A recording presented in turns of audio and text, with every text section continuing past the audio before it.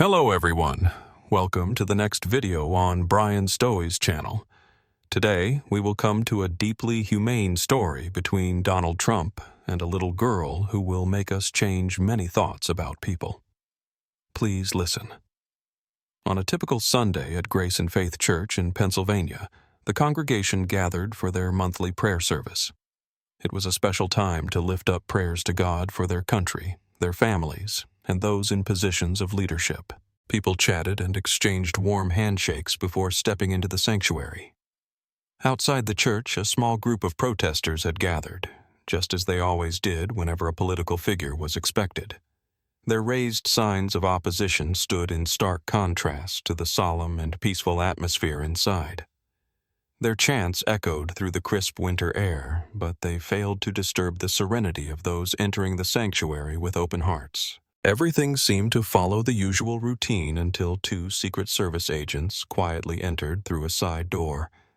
They weren't dressed in black suits with earpieces like in the movies, just plain clothes, but their sharp, watchful eyes gave them away. No one knew what was about to happen. And then, in the hush of the unexpected, Donald Trump appeared. There were no campaign badges, no press, no cameras trailing behind. Just a man walking into a church to worship. He moved slowly between the old wooden pews, his eyes scanning the congregation, who stared at him in astonishment. Without saying a word, he chose a seat in the back and blended into the crowd. Outside, the shouting gradually faded. Inside, Pastor Michael, who had prayed for weeks over this service, began his sermon titled, "Carry Your Cross." He spoke about Moses, a leader criticized yet unwavering in his mission to guide the Israelites to freedom. His words echoed through the sanctuary, touching the hearts of those who listened. Trump sat silently, occasionally nodding, at times wiping away a tear. He wasn't a politician trying to win favor. He was simply a man seeking peace amid the storms of criticism raging outside. From a corner of the room, a 6-year-old girl named Emma Grace watched intently.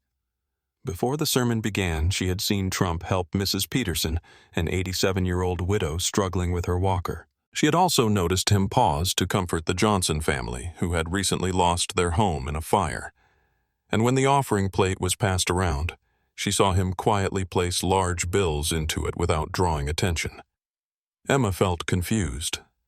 On TV, people said Trump was corrupt, greedy, even evil.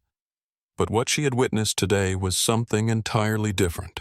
Sitting beside her was her 14-year-old brother, who usually avoided church, believing it had become too political. Yet today he was here, though his eyes remained glued to his phone. Emma didn't understand politics, but she understood kindness when she saw it. The atmosphere inside the church had shifted. Some appeared uneasy with Trump's presence, while others were moved by his humility. And then, something remarkable happened. The dark clouds that had covered the sky all morning suddenly parted, and sunlight streamed through the stained glass windows, illuminating the open Bible on Emma's lap. It was the story of Samuel, the boy who spoke the truth in the Lord's temple. Emma felt a stirring in her heart. She stood up.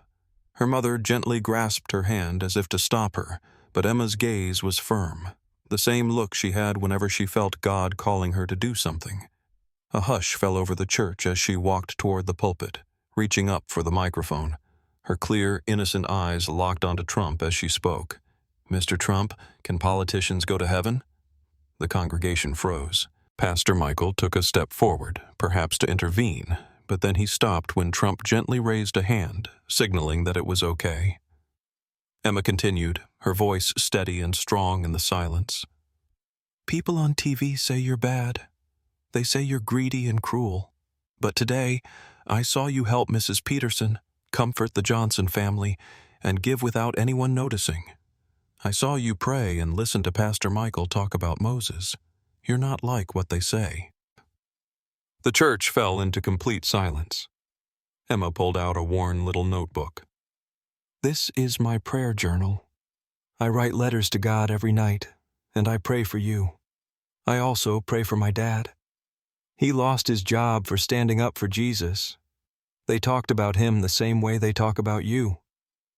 Trump looked at the notebook in her tiny hands, his expression softening. Then he slowly stepped forward, kneeling to be at eye level with her. His voice was rough with emotion.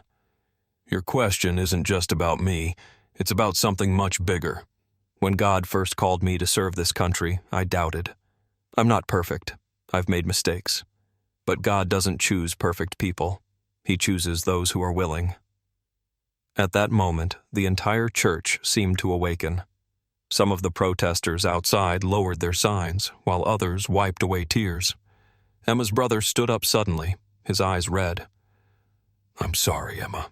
I believed what they said on TV, but now I understand. Trump smiled and reached out his hand. Come here, son. The boy stepped forward, and one by one, others in the congregation rose too. The Williams family, who had stopped attending church because of political divisions, now walked forward. Some of the protesters outside quietly entered the sanctuary. Trump looked at Emma, holding her prayer journal in one hand and his old, worn Bible in the other. He lifted his gaze and addressed the congregation. God does not call us to be divided. He calls us to be united in faith. Let His truth guide us. And in that small church, faith rose above all differences. Thank you for watching this inspiring story. If you find it meaningful and want to spread this message to more people, don't forget to subscribe to the channel so you don't miss the next meaningful stories. Click like if this content touches your heart and comment below with your feelings. We would love to hear your thoughts. Please share this video to spread the message of empathy and compassion. See you in the next videos, where we will continue to explore inspiring and meaningful stories.